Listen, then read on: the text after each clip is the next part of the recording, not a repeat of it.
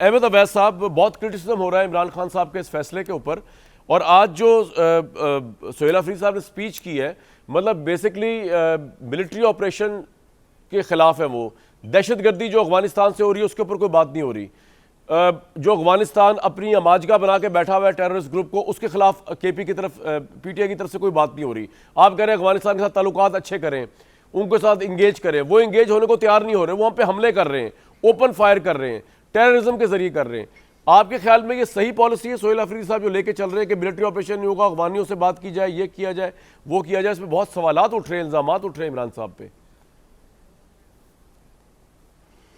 बिस्मिल्लाहिर्रहमानिर्रहीम। देखिए, ये वक्त जो है और ये इतनी सीरियस ये इशू है जी कि ये लफाजी से, जैसे अभी मलिक साहब जिस तरह गुफ्तगू कर रहे थे, सवाए लफाजी के और हर जायज़ और नाजायज़ चीज़ उनकी ये बातें सुन के तो ऐसा लगता है कि पाकिस्तान में उंगलियों पे गिने हुए चंद लोग, जिनमें मलिक साहब भी शामिल हैं और इनकी हुकूमत के कुछ और तारड़ साहब भी शामिल हैं और प्राइम मिनिस्टर भी, और कुछ लोग सिर्फ मुहब्बे वतन ये हैं, बाकी सारे गद्दार वतन हैं, ऐसा महसूस होता है। और ये बात खुदा के लिए इसको ख़त्म करें।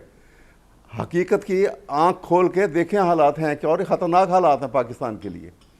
ये कोई जो है, अगर उसने ऐसी स्पीच की है, को मेरे ख्याल में ये एक इमोशनल आउटबर्स्ट है जो उसने एक पहली स्पीच की है। इसको ये ले लेना, ये बात जो है मलिक साहब ने एक अच्छी की है कि अभी इसके ऊपर नहीं। वैसा इमरान खान मिलिट्री ऑपरेशन के खिलाफ है सर, मिलिट्री टारगेट ऑपरेशन के खिलाफ है केपी में, कहीं पे भी। मैं ठीक है, मेरी बात सुनिए ना, मैं आपको बताऊं, सुनिए मेरी बात सुनिए सर। मैंने भी आपको बार बार ये कहा था कि देखें, जो लोग यहाँ पे अंदर आके टेररिस्ट एक्टिविटी करते हैं उनको तो सख्ती से जो है उनको खिलाफ कार्रवाई अब मुस्तकिल हो भी रही है और उनको मारते हैं और वो जो कुछ कर रहे हैं। लेकिन साइमल्टेनियसली आप उस विंडो ऑफ नेगोशिएशन को, सेटलमेंट को हाथ से मत जाने दें और उसको ओपन रखें। ये कह देना, अपनी कार्रवाई दिखा देना कि जो हम मार रहे हैं, हम मिलिट्री ऑपरेशन कर रहे हैं, फ़ायदा क्या हो रहा है आपका? देखिए, जिस दिन का काकड़ ने ये कहा था उस दिन से लेकर आज तक गिन के देखिए कितने हज़ारों ऑपरेशन पाकिस्तान में ये टेररिस्ट एक्टिविटी हुई हैं, क्यों हो गई हैं? ये क्यों का जवाब ढूंढेंगे तो आपको कुछ मिलेगा। भूल जाएं कि कौन कौन है। खुदा के लिए पाकिस्तान को सामने रखें। ये ख़तरनाक गेम खेल रहे हैं वो, ये इंडिया मोदी जो है अफगानिस्तान के साथ मिलके, और हम उनको अपॉर्चुनिटी प्रोवाइड कर रहे हैं इस काम के लिए।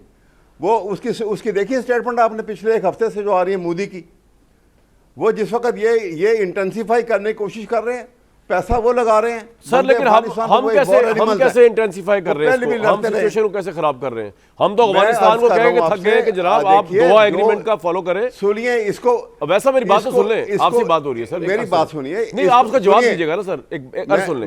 हम ये कह रहे हैं, आप जवाब दीजिएगा, पूरा टाइम आपके पास है। दोहा में उन्होंने एग्री किया था अफगान तालिबान रजीम ने कि जनाब हमारी सरजमीन अमेरिका समेत दुनिया में किसी के भी टेररिज्म के खिलाफ इस्तेमाल नहीं होगी, और उन्होंने आज तक उस पर अमल नहीं। हम तो उनको यही कह रहे हैं कि भाई बात ये कि हमारा आपसे कोई झगड़ा नहीं है, आप हमारे भाई हैं, हमने आपको पनाह दी हुई, 4 मिलियन लोगों को हमने 40 साल से पनाह दी हुई है, तो हमने वो भी वापस हमने भेजना है। एक नंबर 1, और नंबर 2 ये कि आप वहाँ पे ना टेररिज्म को, अमाजगाहों को पनाह दें।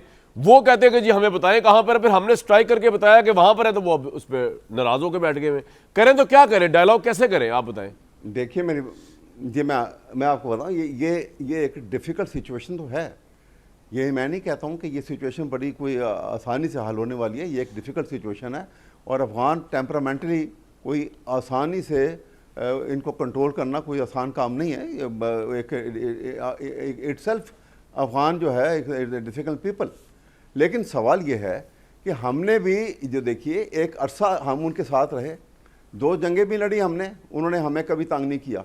उसके बाद हमने 10 साल जो ये अफ़गान सोवियत वार हुई, उस वार के अंदर भी पाकिस्तान उनके शाना बशाना रहे, और अगरचे हमारी वजह से जीते हैं, मतलब किसने जीत रहा था, हमने किया सब। सुनिए, मैं अर्ज कर रहा हूँ, देखिए, उसके बाद यू टर्न जब आपने लिया, पाकिस्तान ने जनरल परवेज मुशर्रफ के ज़माने में एकदम से यू टर्न लिया, इस हद तक ले लिया कि उसका सफ़ीर पाकिस्तान में आपने हवाले कर दिया, पैसे वसूल कर लिए।